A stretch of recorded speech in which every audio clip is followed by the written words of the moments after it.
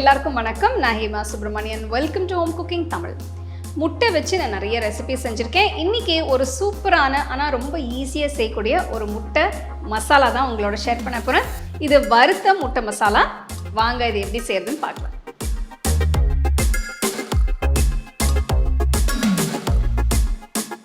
வறுத்த முட்டை மசாலா செய்யறதுக்கு ஒரு கடாய் எடுத்திருக்கேன்.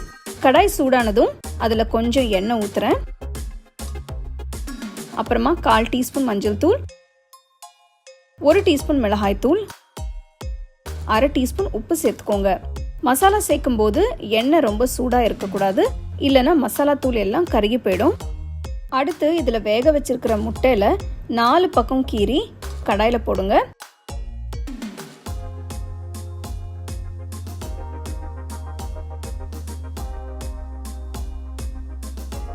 மசாலா நல்லா கோட் ஆகிற மாதிரி பார்த்துக்கோங்க.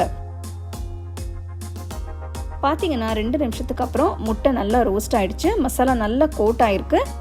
இப்போ இதை எடுத்து வச்சிருங்க.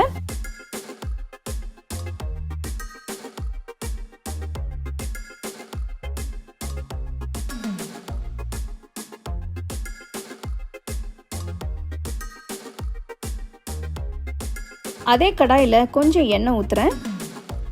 எண்ணெய் சூடானதும் சின்ன துண்டு பட்டை, 2 கிராம்பு, 2 ஏலக்காய், 1/4 டீஸ்பூன் சோம்பு, 1/4 டீஸ்பூன் சீரகம் சேர்த்து மிக்ஸ் பண்ணுங்க.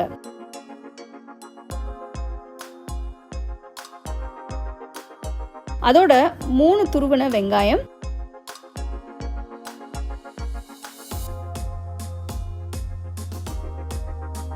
2 கீறின பச்சை மிளகாய் போட்டு வெங்காயத்தை பொன்னிறமா வதக்குங்க. வெங்காயம் வதங்கினதும் 1 டீஸ்பூன் இஞ்சி பூண்டு பேஸ்ட் சேர்க்குறேன்.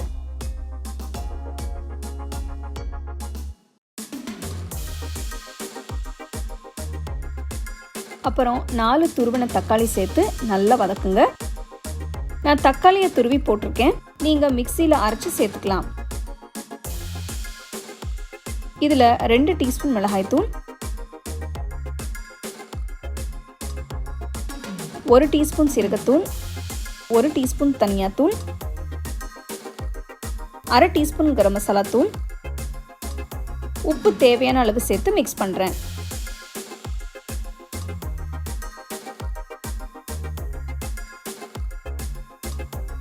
இதில் கொஞ்சம் தண்ணி சேர்த்து எண்ணெய் பிரிஞ்சு வர வரைக்கும் வேக விடுங்க.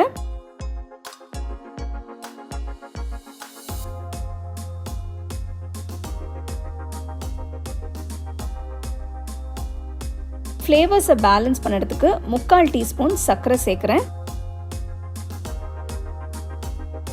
பார்த்தீங்கன்னா மசாலா நல்லா வெந்து எண்ணெய் பிரிஞ்சு வருது.